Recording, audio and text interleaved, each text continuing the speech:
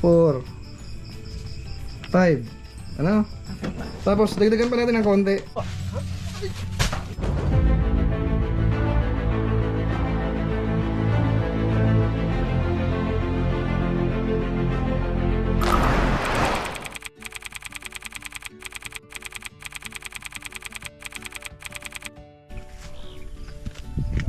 Change oil na yan.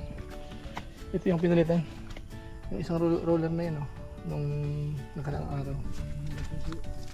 Yan, langis natin. Engine oil, tapos hydraulic oil. Yan, oh, malapot na yun, oh. So sobrang lapot na. Pinaka-strainer, oh. Tapos yung fuel filter, yan, kailangan din palitan yun.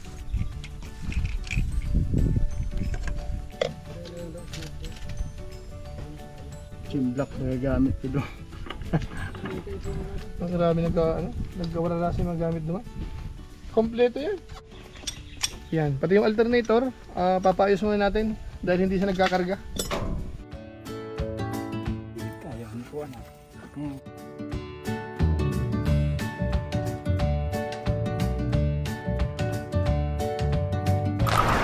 Muli, welcome po sa aking YouTube channel.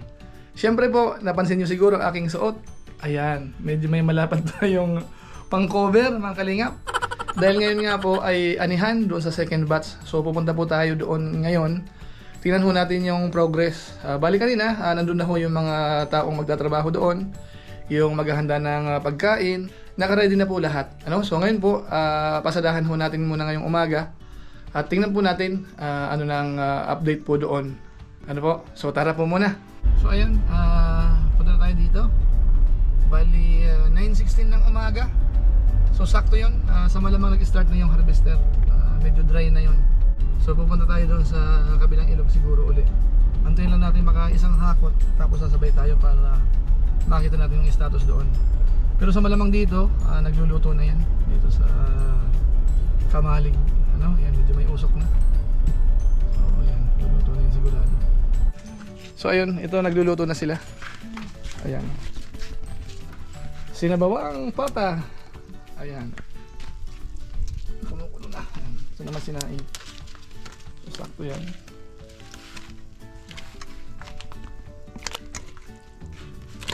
Yan siguro mga ano yan. Bago mag 1 hour, luto na yan. Ayan. Habang naghihintay naman nung unang hakot. Bali, sa ngayon kasi nag-start na yung harvester. So kapag naka 50 na yon, hahakotin na papunta rito. So gaya ng dati, dito uli iipunin. Ano? So ayan, medyo okay yung attire natin ngayon. Lakad na tayo. Puntahan natin yung doon sa kabila, yung palayan mismo. So ito, medyo maganda yung cap natin .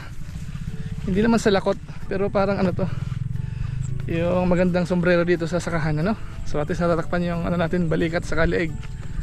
Ayan, tara na, tatawid tayo ng ilog. So yan, sakay tayo sa bangka na yan. Hilain uli natin yan. So dito tayo sa tabing ilog. Kailangan natin tumawid, mga kalingap. Ayan, tara na.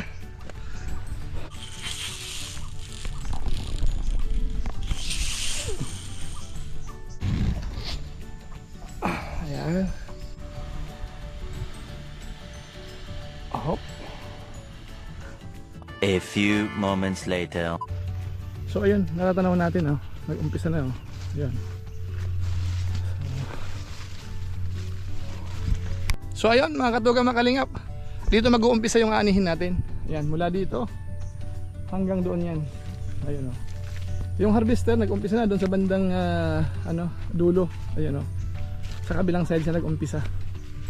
So puntahan ho natin yan.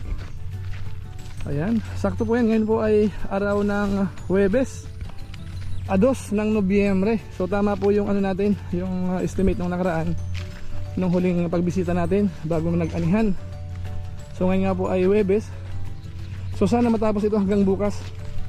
Kasi kung hindi ito kaya ng isahan lang, kulang-kulang 6 na hektarya po ito. So hindi kaya ng isang harvester ito. So sa malamang 1.5 araw siguro. So yan po, nag-uumpisa na, yan. So medyo hinog na talaga. Hindi na pwede mag-extend talaga. Mapapansin natin mapula na yung palay Ganoon din sa kabila. Mapula rin talaga yan. Pula. Yan, dito sa nag-umpisa. Merong isang ano na no, dito sa pilapil na to. Yan sa nag-umpisa. So siguro mga ano yan, mga 30 minutes siguro nag-umpisa yan, o kulang-kulang 1 hour na. So yan, kaka-umpisa pa lang.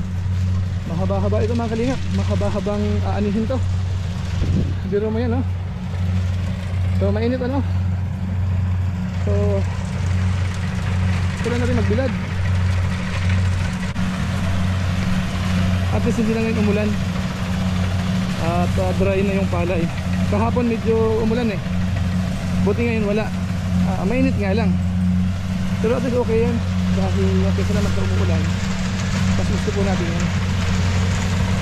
Ayan, nagkakapot na sila.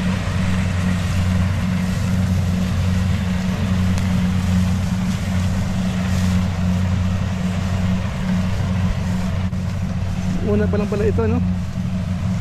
Unang ratsada pa lang to mga kalingap. Ayan. So ayan na po ang na-harvest ano. Tapos after nyan, sa malamang ito nang isusunod. Kung pababa siya, okay naman dito sa kabilang side. So depende sa diskarte ng ano, ng operator ng harvester natin kung alin ang gusto niyang isunod. So nasa sa kanya. Yan po mga kalingap, malawak-lawak po yan. Ayan, so tingnan natin. Sana hindi umulan ngayon para dapat mahigit kalahati ngayon matapos. Ayan po ang aanin natin no?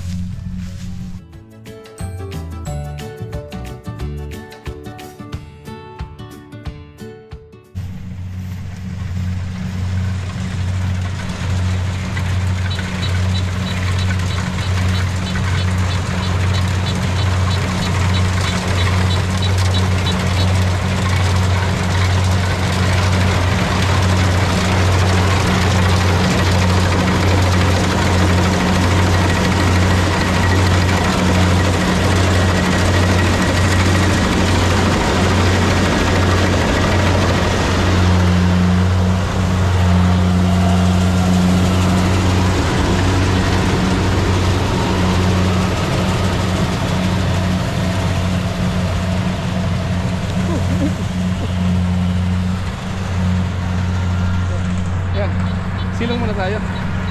Mainit. Dito muna tayo sa ano, dito sa irrigation. Yung sa patubig. Yan, medyo lilim dito. Mainit eh. Dito tayo.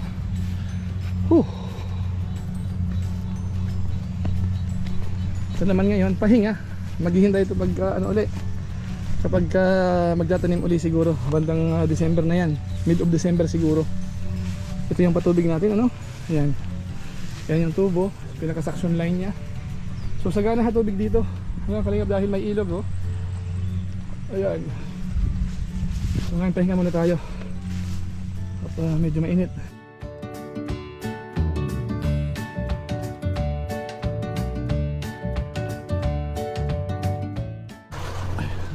Ayan, yung makina natin dyan sa loob. Ayan.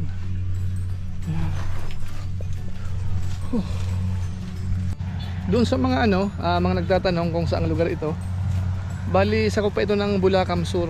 Ano, ang barangay dahil tumawid na tayo ng ilog, Kasugan na po ito. Yung bundok po na inyong natatanaw, ano po 'yan, Mount Isarog. Tapos dito sa gawing kanan, medyo lang may ulap, Mount Iriga po 'yan. Ayan ano. Yan po ang location natin dito. Ayan, tingnan natin kung ilan na para maikarga na sa bangka. Kapag po naka 50 na yan, hakot na. So sasabay muna tayo papunta ron.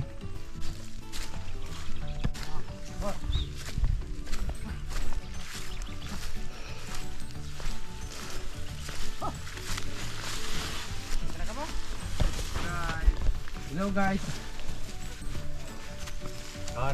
Pero na yan? 31. 31? Kulang pa. Kulang pa dapat 50. Oh. 31 no, ito pa. So, pag nag 50 yan, hakot na. Tapa.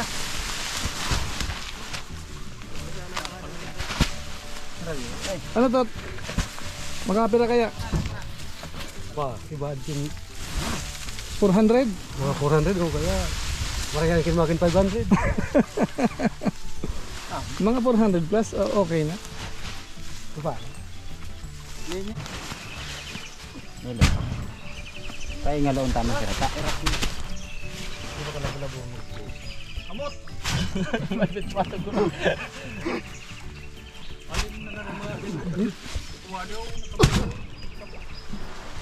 Yan, medyo para-paraan lang yan para madali.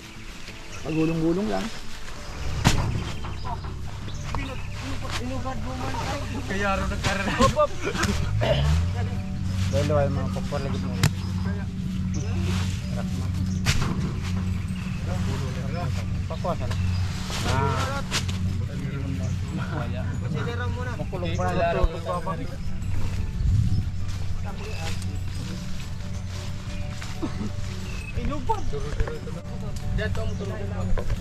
So yan, dalawang ano yan, yung banggang dimotor ang nakaabang. Para pwedeng ano, sabay-sabay kapag ka marami. Pero sa ngayon, at least ano, isa munang hakot. Yan, unang 50 siguro. Nakagal yung pusi ang kulmo po. Oh. Sige, sige.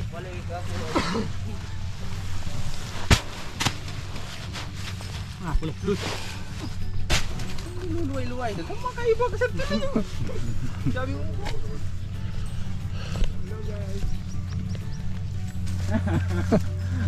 Bayad ka mo sa mga ko. Bang bansa. Iyad to nga ya, urut ka to. Ano saan eh? Ano pansya mo? Perte di ani karingan. 400, Lampas iton. lagpas 450. Crash ni Estimate sa 400 pero lagpas 400 sa actual.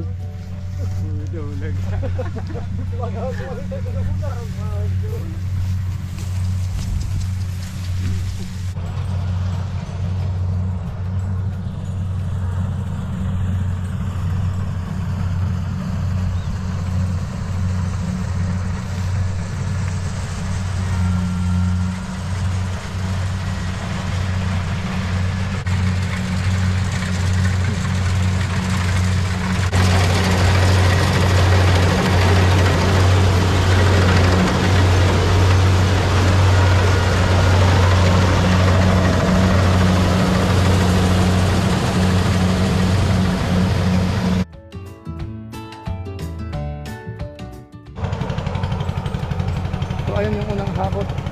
Ayan. Magpaywan muna tayo. Ayan. Meron pang ilang dito.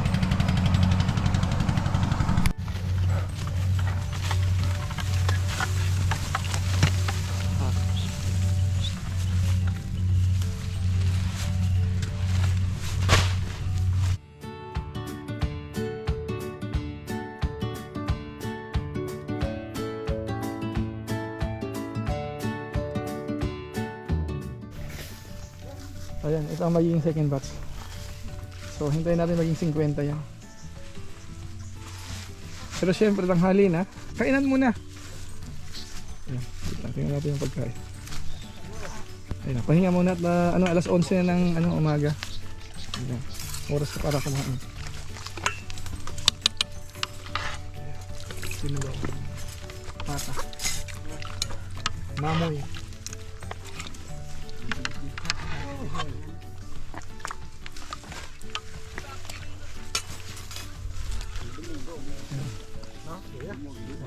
Pag ganitong anihan, masaya dahil marami. Oh.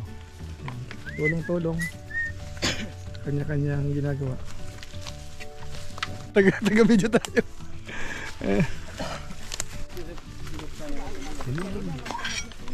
Ilipat sana.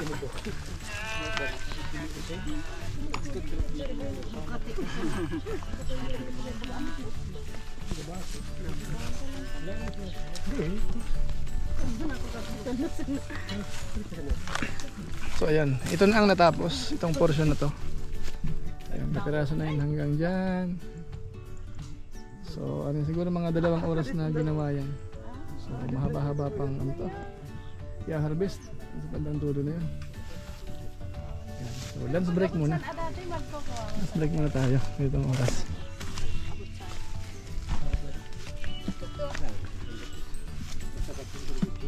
So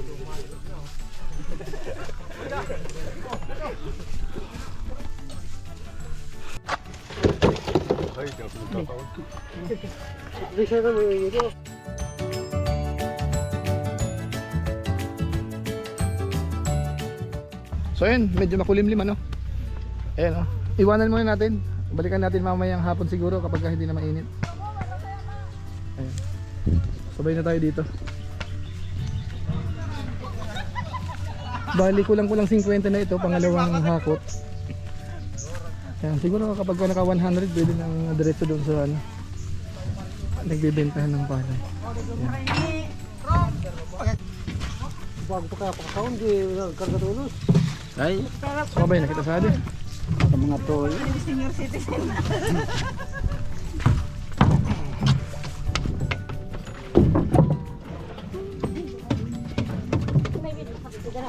Yan. Yan, kakarga na yung 50 ulit dito. Yan, pero mauna na kami. Mauna na kami. At yung isang vlog natin gagawin ko pa. Okay na, tulak mo na.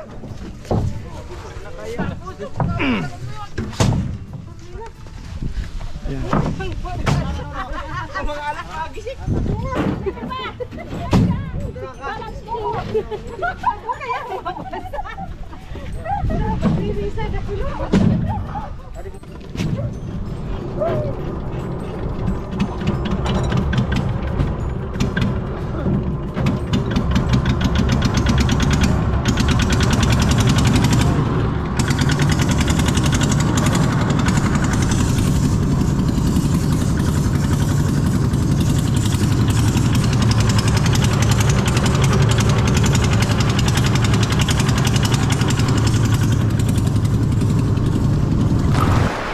So ito yung unang hinakot, 50.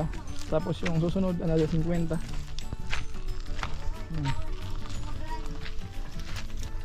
Pag 100 na, pwede lang dalhin doon sa ano, bumibili ng pala. 2,000 years later. Ayan uli natin ngayon, hapon na, 4:17 ng hapon. Ayan, so nagkakarga na ng palay. So ayun, dito ulit tayo sa ano, sa may tabing ilog. Bali bumiyahe na ng isa, 100 or 101 yung unang batch. Tapos ito, pangalawa. Yan, nagkakarga na. Ito 50 ito, tapos may hinahakot.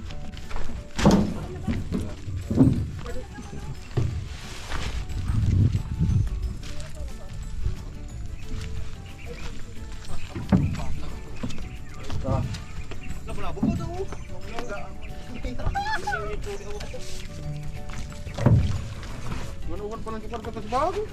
Ha? Manuwan. Ya.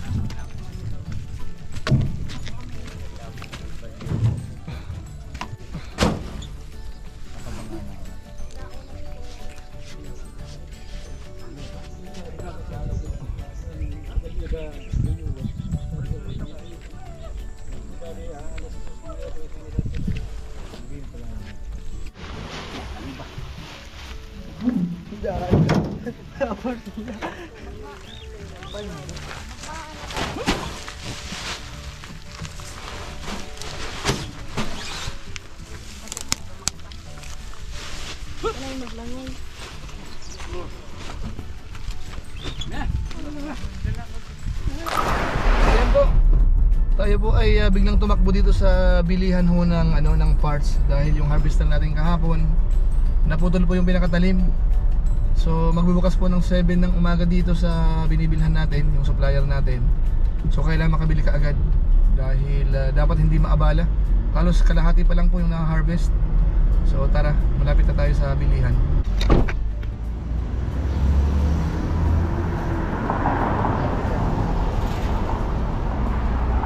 Dito tayo bumibili. So ito yung pinaka-blade. Tapos bumili tayo ng guard knife.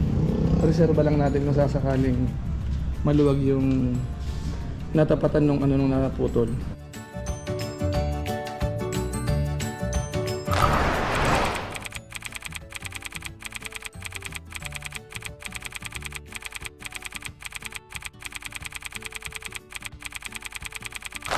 So ayun, ngayon dito ulit tayo sa sa sakahan dito sa Inaani. Bali ngayon dito meron ulit mga 50 kabans. Pero yung isang truck bumiyahe na uli, mga nasa 100 yun. So more or less meron ng 300 na naitulak. Tapos ito 50, mga nasa 350 tayo. Tapos ang alam ko hindi pa tapos. Tingnan natin yung update. So ito yung huling hakot ngayon. Ayan mga nasa 50 more or less. Or kulang-kulang siguro.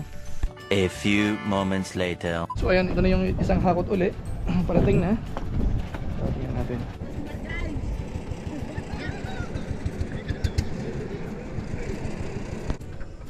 Ganda guys! Umbis ang likong GR. Tigbas sa bahay niyo. Kuya GR, tigbas. Luway-luway sila ata. Tumaldok. Ay, tanan sa trapo. No people. Kanon. Dito na guys. Kaway-kaway. Tapos na? Dito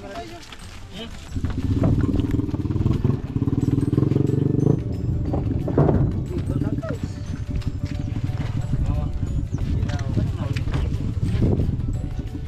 Dito na guys.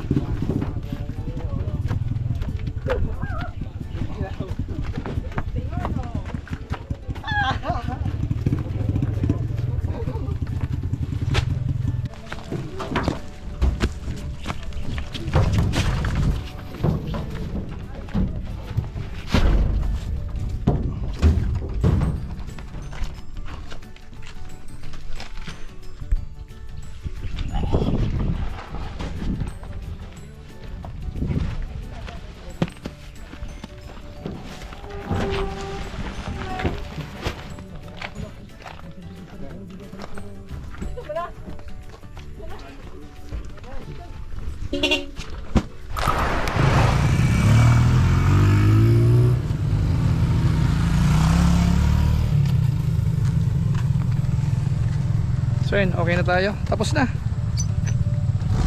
Ilan ba yun? Mamaya ko na lang kung nakailan tayo lahat. Basta kulang-kulang 400 lahat yung naani So tingnan natin, kwentahin natin kung magkano yung magiging total. So antabay lang. So ayun, ito ginabi na.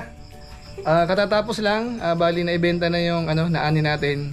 Bali yung total na naani natin 377. Pero mas maganda, ipapaliwanag nung pinagkakatiwalaan natin, yung nag-asikaso kanina, tapos yung nagbantay doon sa pinagbentahan natin. So ito, isa-isahin mo, nakailang sako tayo lahat? 377 po, bawasan po natin ng sa harvester saka yung sa caretaker ng doon sa sakahan is matitira na lang po is 301. Yung katiwala 38 natin? po. Bali 38 ho doon sa natin katiwala dahil 10% po yung binibigyan natin ng 10%.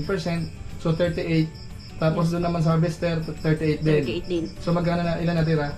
301 po, 301. 301. Tapos bawasan po ng 3 para doon po sa nagluto, matitira na lang po is 298.